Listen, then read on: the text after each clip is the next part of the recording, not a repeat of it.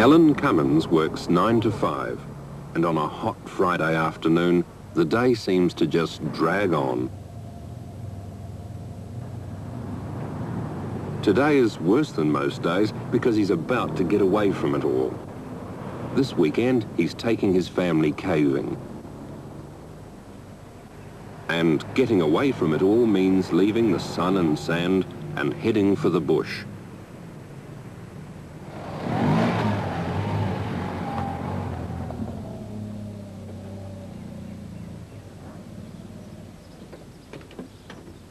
Dad!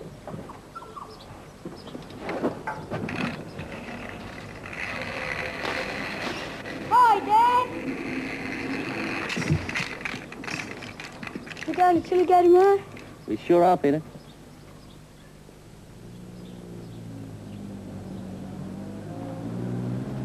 The Cummins family don't leave anything to chance when they go caving. Their fully equipped trailer has everything: tents, food, water, petrol, and a lot of special equipment for the adventure ahead. The Great Dividing Range runs up the east coast of Australia.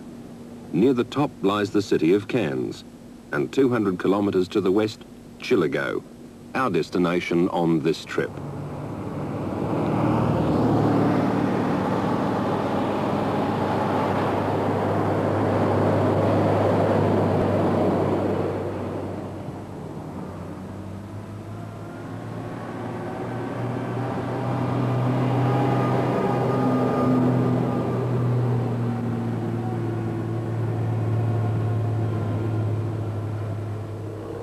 It's about a 3.5 hour drive from Cairns if you just drive directly and take your time.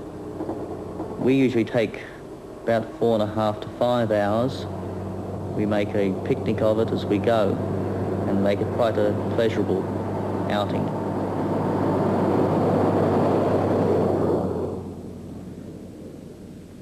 The change from the coastal, high humidity, tropical sort of environment to go to a dry outback, totally different type of country, and a dry atmosphere.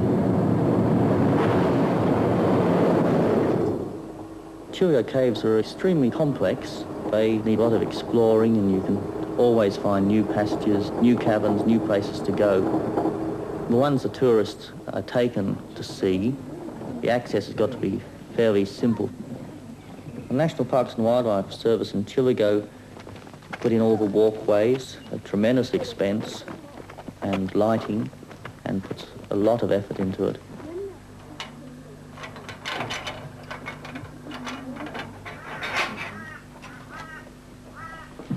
You'll go down about 80-odd steps down into the cave here. On the way down, about 2/3 of the way down, you'll be seeing the Madonna. Now, this is a cave formation. Someone decided it looked like the Madonna, and this is how the cave got its name. And if everybody shows the person behind them as we get to it, you all get to see her. Of course, she doesn't look nearly the same if you go down the bottom and look back up, okay? So we'll see the Madonna on the way down. Most important is not to touch the walls, please. Especially important in this cave, because you'll see we've got a lot of pretty stuff in there. Okay, well, you've all got yourselves in a spot where you can see up into the daylight. I'll light this up for you bit by bit. That we call flowstone, that stuff that looks like snow or icing or whatever you like to think.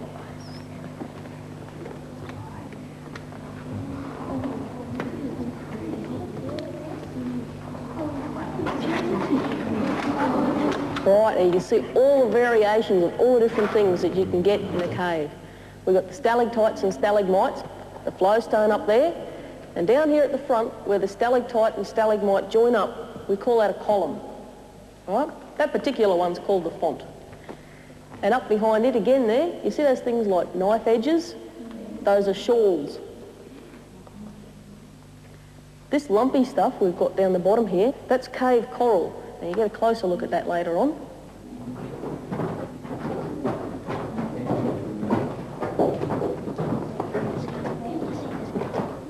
I can see one. Like a big clam down there.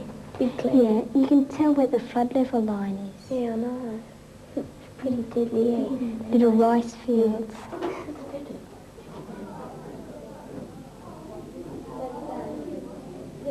Well, with the stalactites, that's the ones that grow down, they grow from a drip that's coming down through the ceiling, and the stalactite itself grows out from that. And when the drip falls down, it forms the stalagmite. So, of course, you've normally got a stalagmite right underneath the stalactite, right?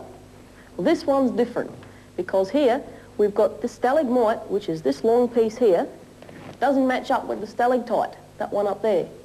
What's happened here is that when the exit was formed, this is the exit to the cave, the roof fell in here, and there was a little bit of an earth movement, and this whole stalagmite got pushed away, out from underneath the stalactite. So it doesn't match up anymore. And you can see the little bit of regrowth, those straws on the stalactite up there, and when you come right down to here and look down at your feet, you see this here is the brand new stalagmite. And eventually, in a long, long time, it may grow to become one of these that we saw before.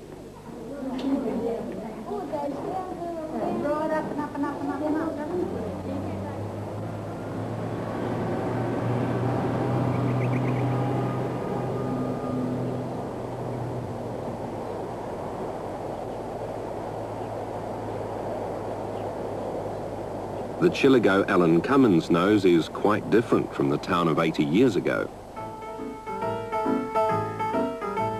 In its heyday, it was a bustling mining centre.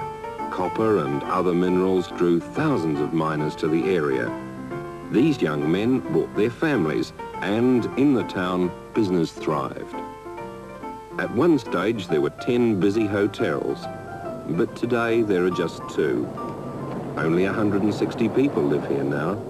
The rest are tourists and visitors coming to camp.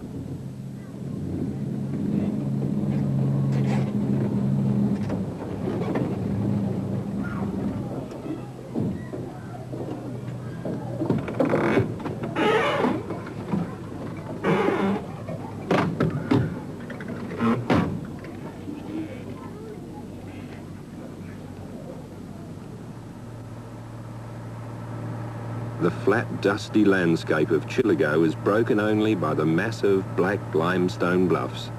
These are just riddled with caves. Even in the early days, people were getting together for cave tours and picnics. They were people who worked in the copper mines and smelters, turning minerals into metal ingots. The smelters closed down 40 years ago. The cavers moved away. The smelters fell into disrepair. They sold as much machinery as they could. The rest was just left to decay. More recently, the town has seen a revival in mining. A marble mine is now underway just outside town, and marble is being cut up for export. The limestone works is in full production. The lime is crushed and railed to the coast. They're also drilling for gold near Chillagoe, so perhaps these new miners will take an interest in caving too.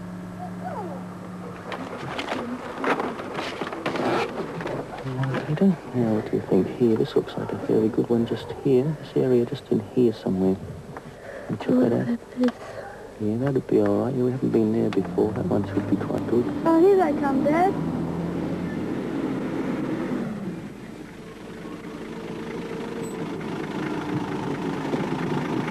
The Chillagoe Caving Club consists of people who are interested in caves in any way, exploring them, surveying them, mapping, recording, or scientific work, which any government department would find extremely expensive to try to do with paid staff.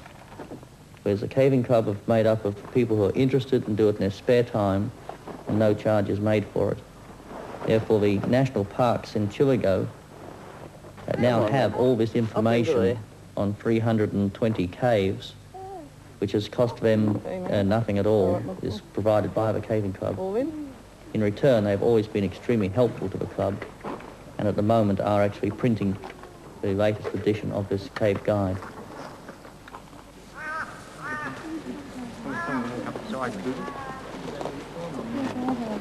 Forrest won't be coming up today, yeah? He come up here. I really like caving. It's interesting, very challenging. You never really know what you're going to find and what obstacles you're going to come up against. Also, it's probably one of the few areas left in the world where you can explore in new territory where you're quite sure no one's ever been before.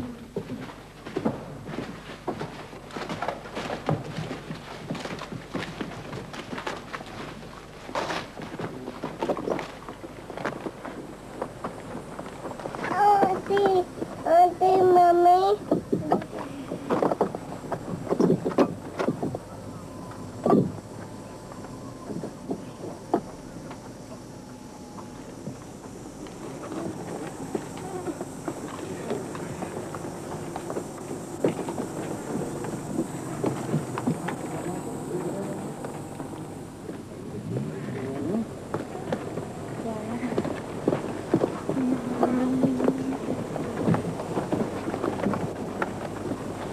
Should be an entrance around here somewhere.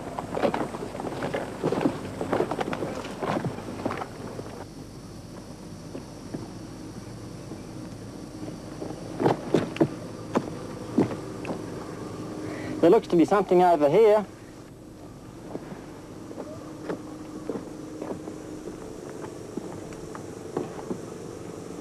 I think it goes.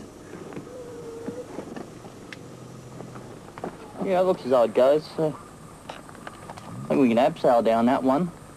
Put the rope on that tree over there and just drop it down over the rock. That should be okay. You can't see the bottom from here.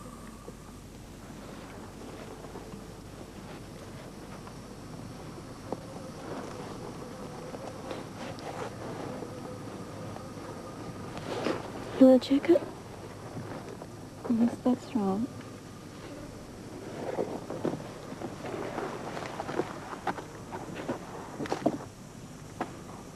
Another one. And another one over there. Just down there, Wendy. Yeah. And a shot. Try it. I think that should be right. Just see how it runs.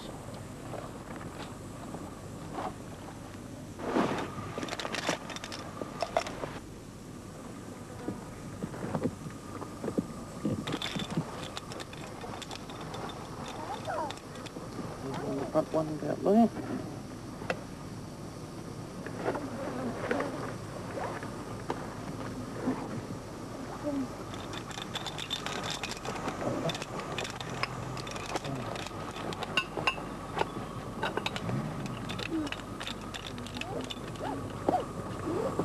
Moving down now, the rest of us.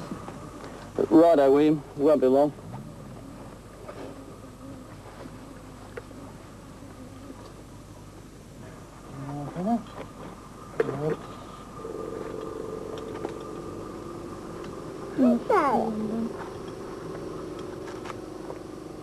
Caving isn't all fun and games.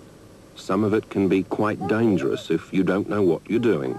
So Alan and his family use special safety equipment and techniques. Now it's Peter's turn to go down the rope. Right, it's more the little entrance, this one. Now, Peter. Keep going.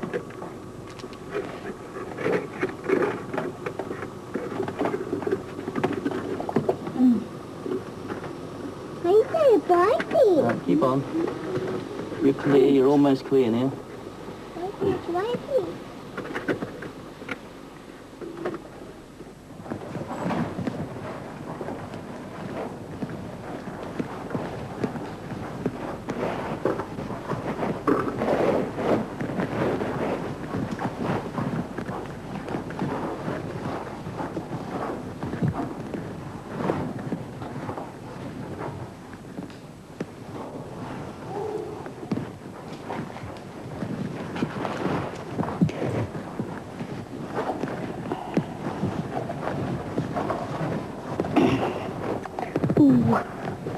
Hurts. Not much further, Peter.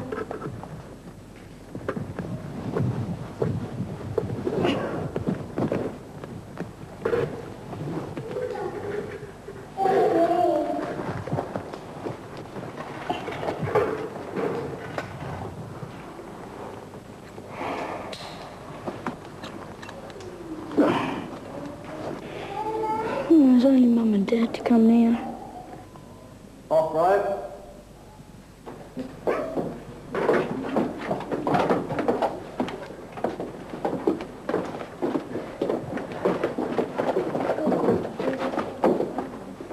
The caving club is very careful not to damage the delicate features in the cave. They know what you can and can't touch. Sometimes you even find a few surprises. Hey, what's this? Must be hollow or something.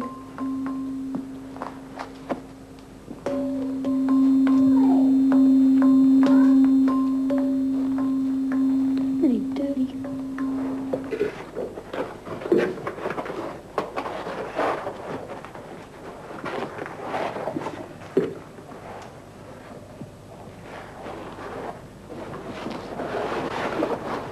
Hey, look at this writing. Oh, yeah. J.G. Everton, Mangana, 18th the 2nd O.O. O.O.? What's that? 1900.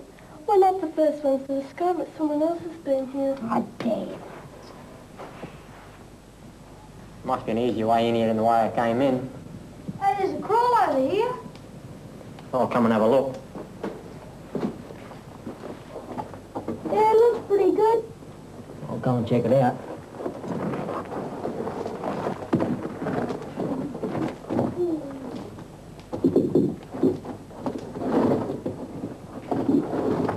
Now you go on through, we'll follow you.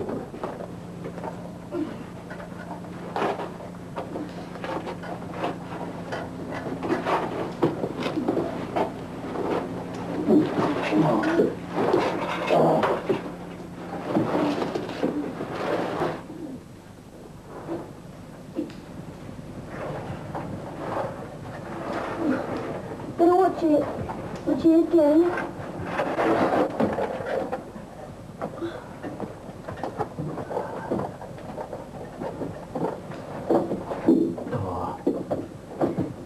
One pain in the head. Oh.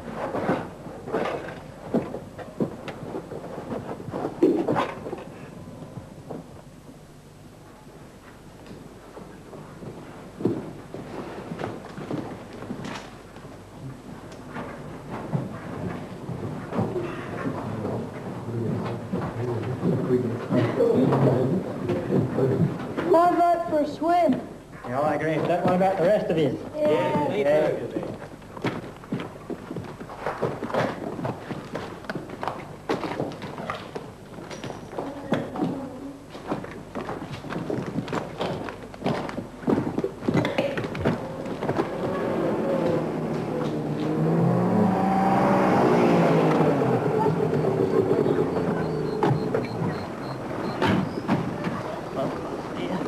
Get them off.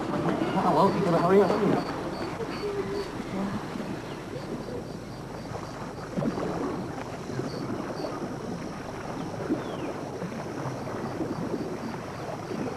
Come on, what's down, get up!